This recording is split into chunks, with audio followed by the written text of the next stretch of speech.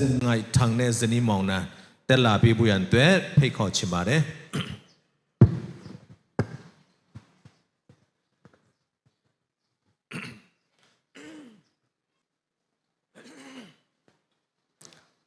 vì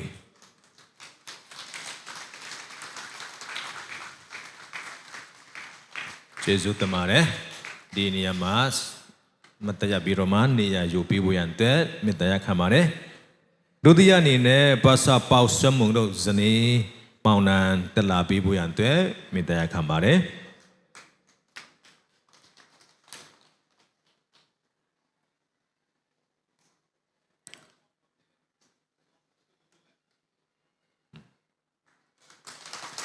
Abi Jesu temare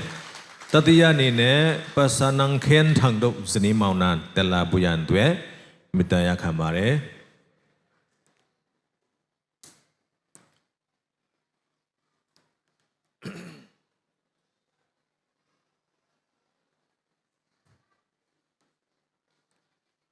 Abi Jesu temare Sadauta ni ne pasa en khen lum do Zani maunan tela buyan te phải khó chimare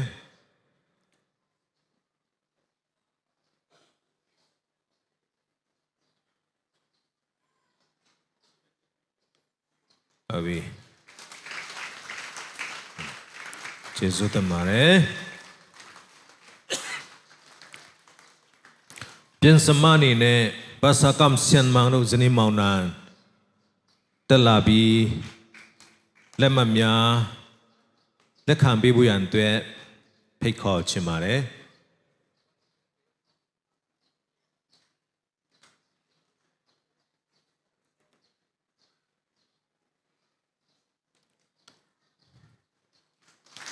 Obi Jesu temare Satamani ne Pasa Paugo Kai. Let mamya let can buyan to it. Pay coachimare.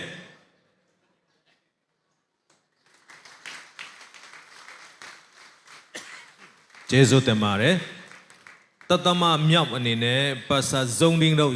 zani mauna. Tela buyan to it. Pay coachimare. Obi General LB OB Mia Let the Mangla Kaya Pogo Mia Let song people and Tuet General Celebiroma Piko Chimare General Nenelli Che Bironia you people now hobby Jesus the Mare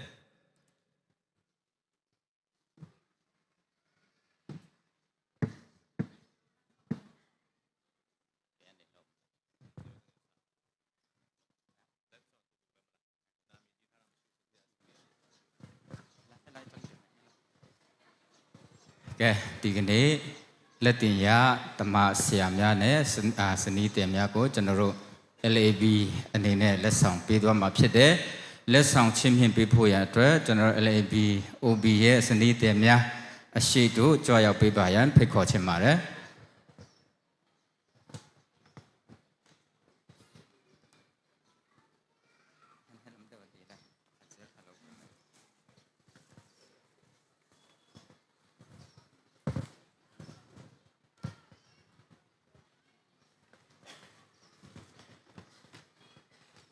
ကျွန်တော်တို့လောက်တင်းကောင်းပေးမဲ့လက်ဆောင်ကတော့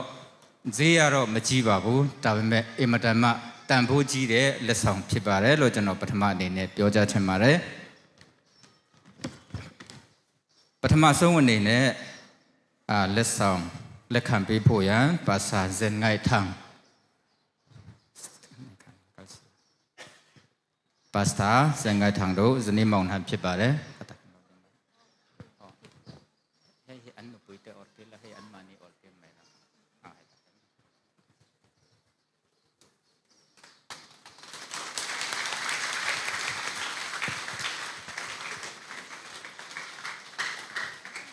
ဒုတိယအနေနဲ့ပါစတာပေါင်စျန်မုံဟုတ်ကဲ့မယ်အော်ချုပ်ပါ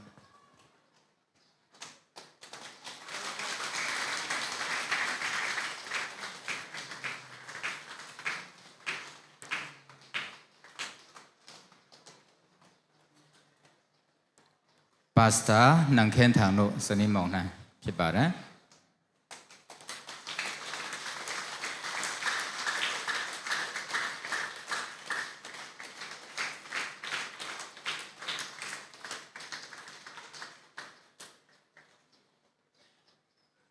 ပါစတာ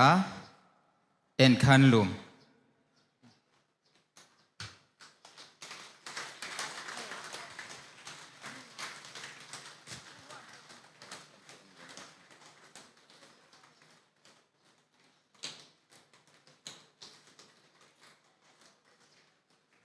ပါစတာကမ်ဆီယမန်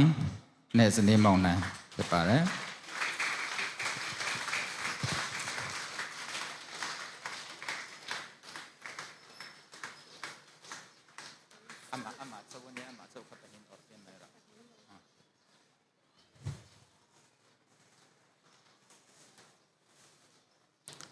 ပါစတာပိုင်ကို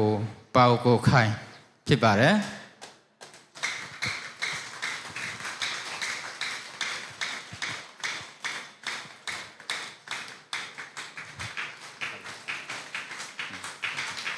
ပါစတာဇုံတင်းတို့စနေမောင်နှံဖြစ်ပါတယ်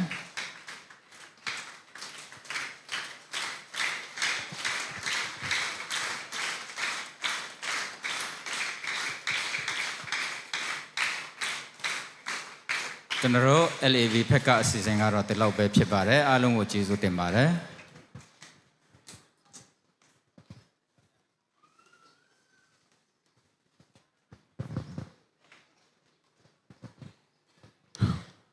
ကျွန်တော်အနေနဲ့ပထမဆုံးမပြောချင်လဲဆိုရင် to God be the glory လို့ကျွန်တော်ပြောချင်ပါတယ်ဘာဖြစ်လို့လဲဆိုလို့ရှိရင်ကျွန်တော်တို့မုံမြတ်လာတဲ့အဲ့ onesime မှာပါဝင်ခွင့်ရတဲ့အတွက်ကြောင့်ကျွန်တော်အနေနဲ့ဘုရားသခင်ကိုတော်၎င်းဒီမှာလာကြတဲ့ union လူကြီးများ section လူကြီးများနဲ့ဘုရားသခင်ကိုယုံကြည်သောတန်ရှင်းသူများရဲ့ရှေ့မှောက်မှာဤကဲ့သို့မုံမြတ်လာတဲ့ ordination ခံယူသူများရဲ့ကိုယ်စားကျေးဇူးတင်စကားပြောခွင့်ရတဲ့အတွက်ကြောင့်ကျေးဇူးတင်တယ်လို့ဂုံလဲဂုံယူမိပါတယ်လို့ကျွန်တော်အနေနဲ့ဥစွာပြောချင်ပါတယ်ကျွန်တော်ခုနှစ်ယောက်ရဲ့ကိုယ်စားကျွန်တော်ပြောချင်းဖြစ်တဲ့အတွက်ကြောင့်အားလုံးလည်းသူတို့လည်းဝမ်းသာပီတိဖြစ်မိပါတယ်လို့ကျွန်တော်ပြောချင်ပါတယ်ကျွန်တော်တို့အားလုံးဒီဘုရားသခင်တသနာလုံငါးနဲ့အတင်းတော်ထမ်းဆောင်ရန်အတွက်ခေါ်တော်မူခြင်းကိုလက်ခံခဲ့ပါတယ်ထို့အတွက်ကြောင့်အစိခံတူကဲ့သို့အမှုဆောင်ရန်အတွက်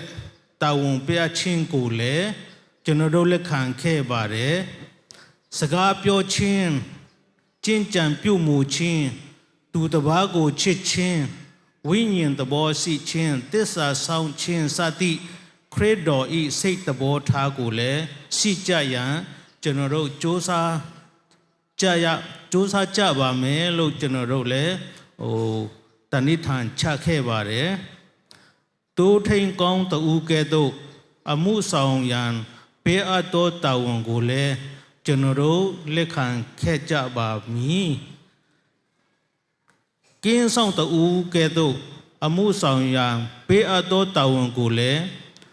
ကျွန်တော်တို့လက်ခံခဲ့ကြပါမည်နှုတ်ကပတ်တရားတော်များကိုလည်းခုနကျွန်တော်ကြားခဲ့တဲ့အတိုင်းပဲပါစတာဒေါက်တာထလမုံပြောတဲ့အတိုင်းကျွန်တော်တို့ဩဝါဒပေးခြင်းတိုက်တွန်းခြင်းအစာစီတိဟာများကိုလည်းစိတ်စီစွာပြုလုပ်ကြမည်ဖြစ်ပါတယ်နောက်ပြီးတော့အရာရာ၌တမာတရီရှိလျက်နှုတ်ကပတ်တော်တရားများကိုလည်းအချိန်ရှိသည်ဖြစ်စေမရှိသည်ဖြစ်စေကြိုးစား၍ဟောပြောလျက်ဆုံးမခြင်းဩဝါဒပေးခြင်းတိုက်တွန်းခြင်းများကိုလည်းစိတ်စီစွာပြုလုပ်ကြမည်ဖြစ်ပါတယ်ဆင်းရဲဒုက္ခကိုလည်းတီးခံကာသာသနာပြုစီရာဆောင်ရွက်ရသောအမှုတော်ဆောင်ရွက်ပြီးဓမ္မစရာအရာ၌ ခန့်ထား၍ပြုရသောဝတ်များကိုအကုန်အစဉ်ပြုလုပ်ကြပါမည်ကိုတတိနဲ့ကြည့်ရှုပြီးဘုရားသခင်သည်မိမိအသွေးနဲ့ဝယ်ယူခဲ့သောအသင်းတော်ကိုလှုပ်ကြွေးစေခြင်းကတန်ရှင်းသောဝိညာဉ်တော်သည်ကျွန်တော်တို့ကိုအအိုးအချုပ်ခန့်ထားတော်မူသောတိုးစုတစုလုံးကိုတတိနဲ့ကြည့်ရှုကြပါမည်အထက်ပါအကြောင်းအရာများကိုကြိုးစားလှုပ်ဆောင်ကြမိအပြင်အထက်မှပြရသောတာဝန်ကိစ္စများကိုလည်းအတင်းတော်ကိစ္စများဖြစ်တော်လဲပြရသည့်တာဝန်ကိစ္စဝကိုတေသည့်တိုင်အောင်အတတ်နိုင်ဆုံးကြိုးစားလှုပ်ဆောင်ပါမည်ဟုဘုရားသခင်ရှိနဲ့လူများရှိမှဂရုပြုတဲ့အနေနဲ့ညာဘက်လက်ကိုကျွန်တော်တို့ထောင်ကြပါစို့အဲ့ဒါဂရုပြုခြင်းဖြစ်ပါတယ်အားလုံးကျေးဇူးတင်ပါတယ်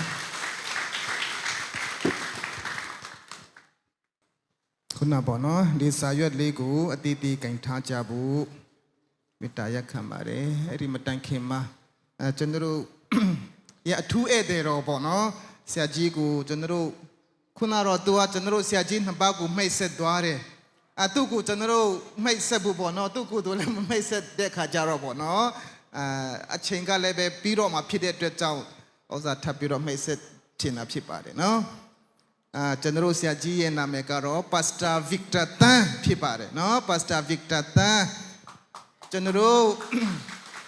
အရာဝတီတိုင်းဓမ္မကျမ်းစာကျောင်းအုပ်အဟောင်းဖြစ်တဲ့ Pastor ဦးဘူတန်းရဲ့တာကြီးဖြစ်ပါတယ်နော် Pastor ဦးဘူတန်းရဲ့တာကြီး Pastor Victor Tan သူရဲ့ညီကျတော့ Pastor Roland Tan ပေါ့နော်ဖြစ်ပါတယ်ရန်ကုန်တိုင်းအတွင်းရေးမှူးဖြစ်ပါတယ်သူကြတော့ကျွန်တော် worldwide director ဖြစ်တယ်မနေ့ဖြန်နဲ့တပည့်ခါလည်းပဲတောင်းဖိလာမှာနော်ဆရာဦးခမ်ဇန်ထန်ရဲ့အတင်းတော်မှာပေါ့နော် worldwide ဓမ္မဆရာများကိုတင်တန်းပေးမှာဖြစ်ပါတယ်နောက်သူအနေနဲ့ကတော့ worldwide director ပြင် union evangelist တာဝန်ကိုလည်းပဲလှုပ်ဆောင်တာဖြစ်ပါတယ်တားနဲ့သမီးရှိတယ်သူ့ရဲ့သမီးကတော့မြောင်းမြမှာ education နဲ့ second year ဖြစ်တယ်သူ့သားကြတော့တာချီလိုက်မှာကိုတူကိုတကုပိုင်ကျောင်းဖွင့်ထားပါတယ်နော်ကျေးဇူးတင်ပါတယ်အော်ဒင်ရတိတ်ခါတော်ရဓမ္မဆရာများအစဉ်သင်ဖြစ်ပြီဆိုရင်အလုံးမတရားပြီးစီချင်ပါတယ်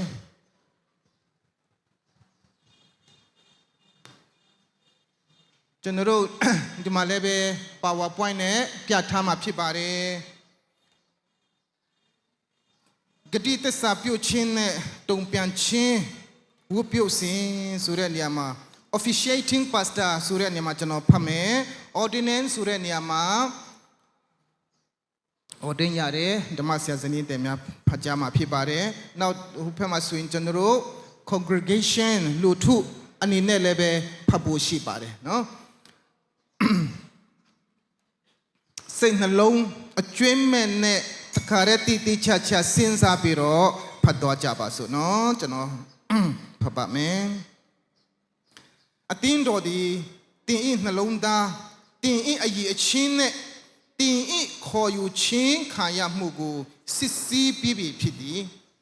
တင်းဒီအတင်းဖြစ်နေပြီဟုကျွန်တော်တို့တွေ့ရှိရတော့လေဤအမှုတော်မြတ်ဤဝန်ထုတ်ဝန်ပိုးကိုတူတီထမ်းဆောင်ရန်မဟုတ်ပြီဤဓမ္မအမှုဤဝမ်းမြောက်ခြင်းနဲ့ဝန်ထုတ်ဝန်ပိုးများကိုခံယူရန်တင်အသင့်ရှိပါသလား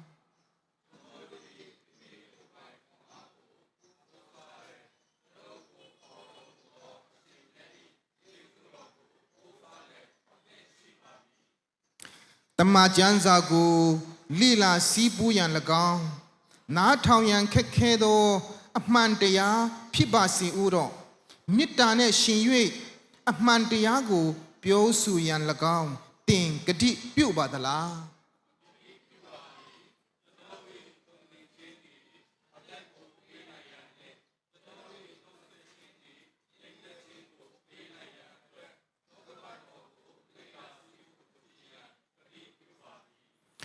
တင်ဒီနုနဲ့သူတို့အတွေ့သူထိန်နှုတ်ဆက်နေရသူတို့အတွက်အတန်းလူအဖွဲ့စည်းအရိတ်ထဲတွင် နီယသူတို့အတွက်အဖော်အဖက်ဖြစ်ပြီးမီလော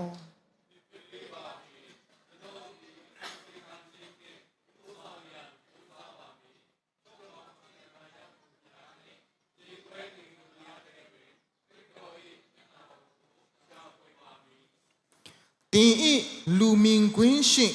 အမှုတော်လုပ်ငန်းသည်တင်ဤကူပိုင်ဝုပြုတ်ကူးကွယ်မှုဤစစ်မှန်သောရောင်ပြန်ဟပ်မှုဖြစ်စေရန်အတွက်တင်ဤနှလုံးသားနှင့်အိမ်ထောင်မိသားစုကိုစောင့်ရှောက်လျက်တမာတိရှိသောအသက်တာဖြင့်အသက်ရှင်ရန်ကြိုးစားပါမည်လော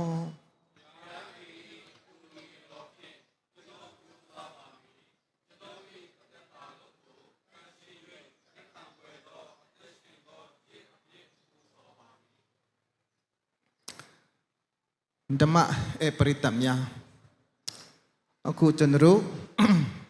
အတိချာနားထောင်ပြကြပါနော်ဓမ္မပရိသတ်များတို့ခရစ်တော်ဤအင်္ဂါတော်များဖြစ်ကြသောညီအကိုမောင်နှမတို့ဤဓမ္မအမှုဆောင်များကိုတင်တို့ဤဆုတောင်းခြင်းဖြင့်ထောက်ပံ့ရန်၎င်းသူတို့နုံးနယ်သောအခါတွင်ကြီးစုတရားဖြင့်ဖြီးမရန်၎င်းဧဝံဂေလိတရားဤလုပ်ငန်းတော်တွင်သူတို့နှင့်အတူလက်တွဲဆောင်ရွက်ရန်၎င်းတတိပြုတ်ပါသလား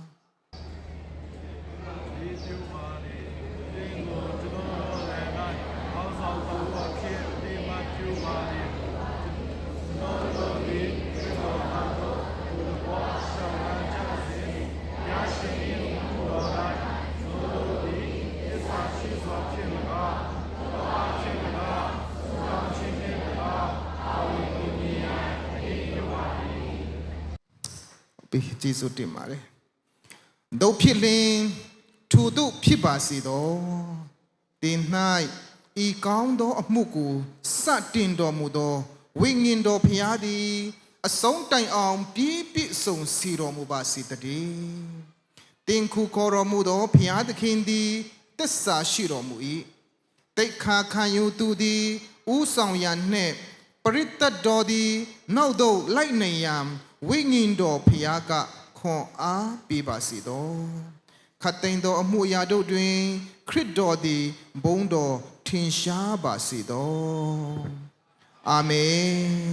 ထာဝရဖျားပြီးတော်မူသောခွန်အားဖြင့်ရှိသို့ခြေတက်ကြပါစို့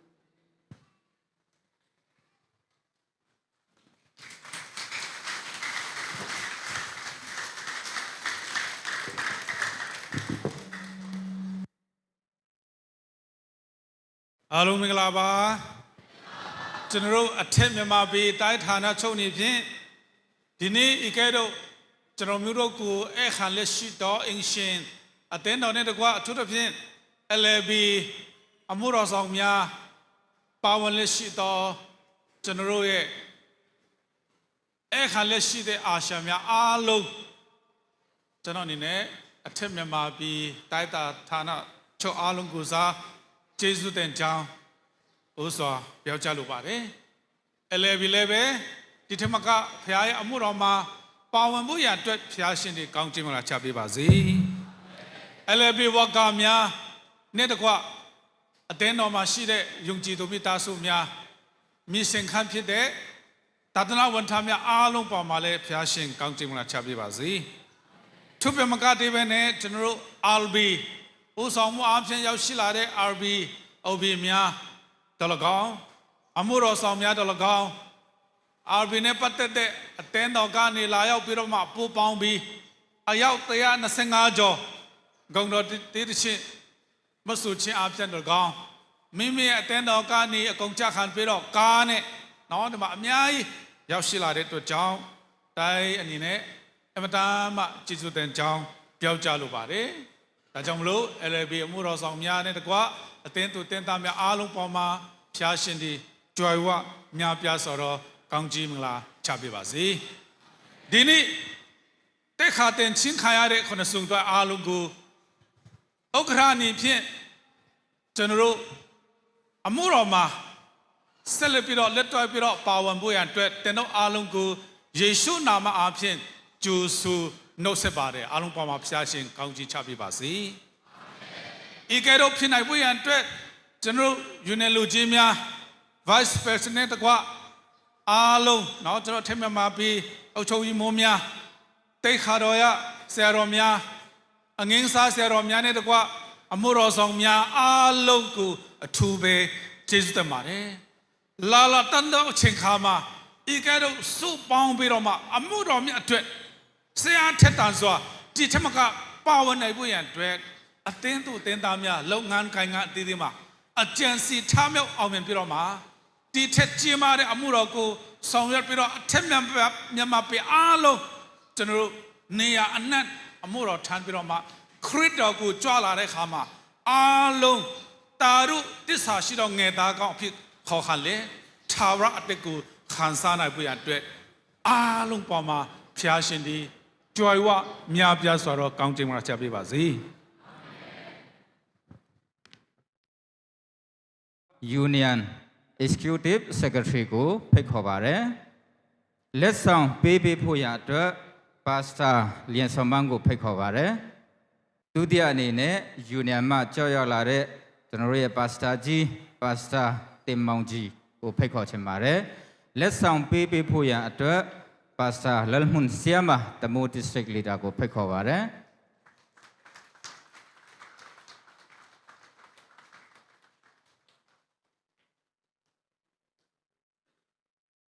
ကျေးဇူးတင်ပါတယ်နောက်တစ်ဦးကတော့လက်ဆောင်လက်ခံပေးဖို့ရန် Pastor Victor Tan Worldwide Director ဖြစ်ပါတယ်လက်ဆောင်ပေးဖို့ရန်အတွက် Pastor ထုံးကျုံနုံတောင်ဇလတ် District Leader ဖြစ်ပါတယ်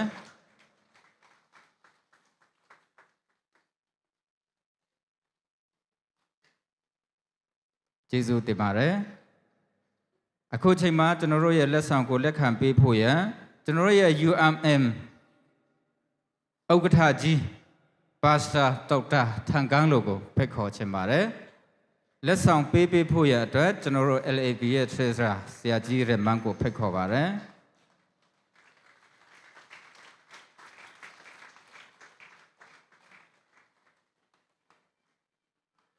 ကျေးဇူးတင်ပါတယ်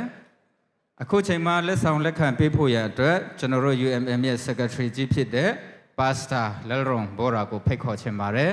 လက်ဆောင်ပေးဖို့ရအတွက်ဆရာဇာရဇုပ်ပူရကိုဖိတ်ခေါ်ပါတယ်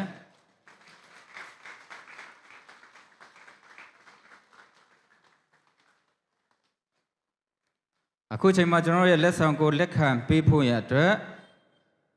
ဆရာကပ်ခန်တွမ်ကျွန်တော်တို့ UMM ရဲ့ Treasurer ကြီးဖြစ်ပါတယ်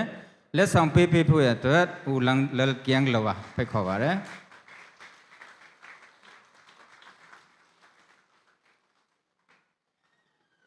ကျေးဇူးတင်ပါတယ်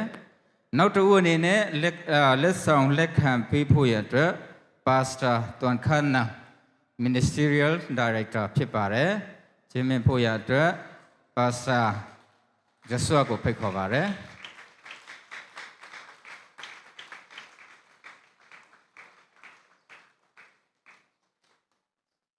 နောက်တစ်ဦးအနေနဲ့လက်ဆောင်လက်ခံပေးဖို့ရအတွက်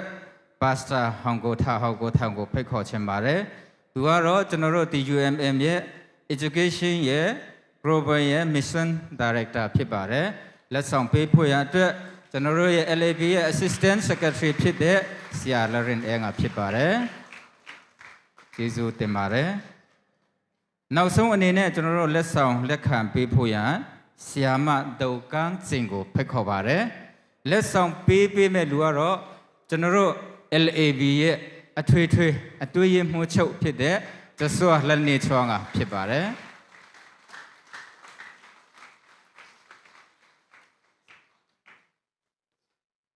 ကျွန်တော်တို့ရဲ့အစီအစဉ်ကတော့ဒီလောက်ပဲဖြစ်ပါတယ်အားလုံးကိုကျေးဇူးတင်ပါတယ်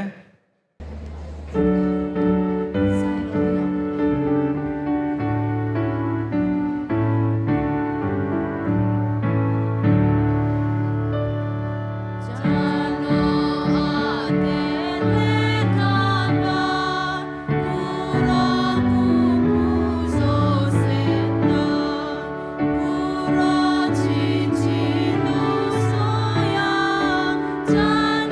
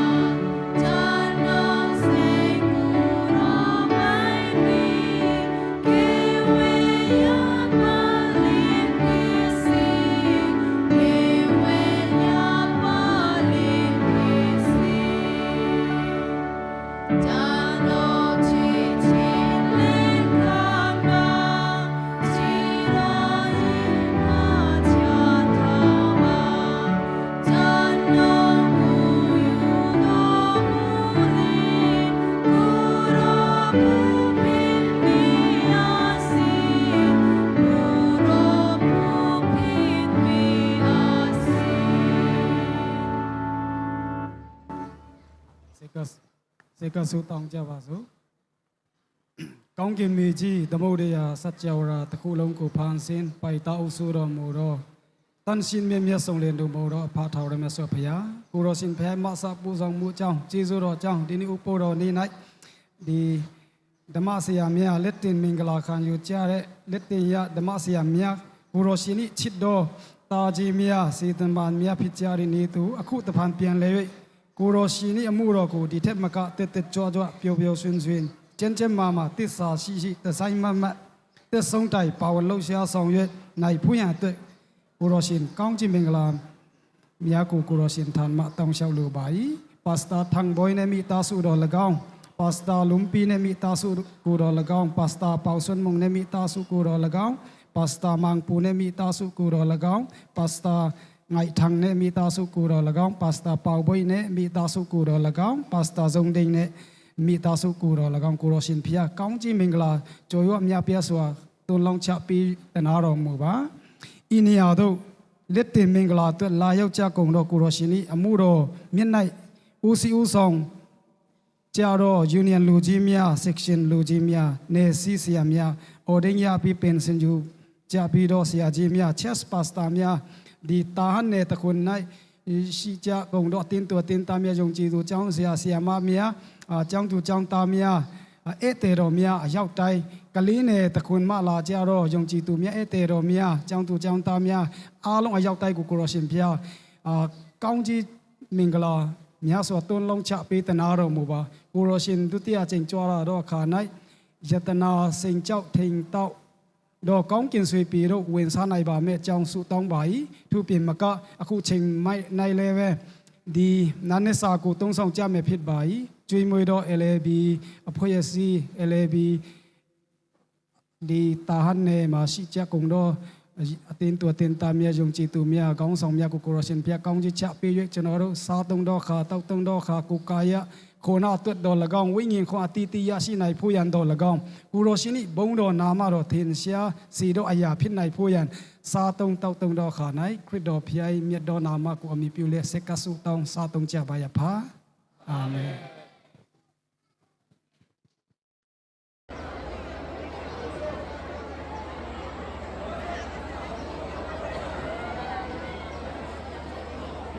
ကဲတန်းစီလို့ရပါပြီ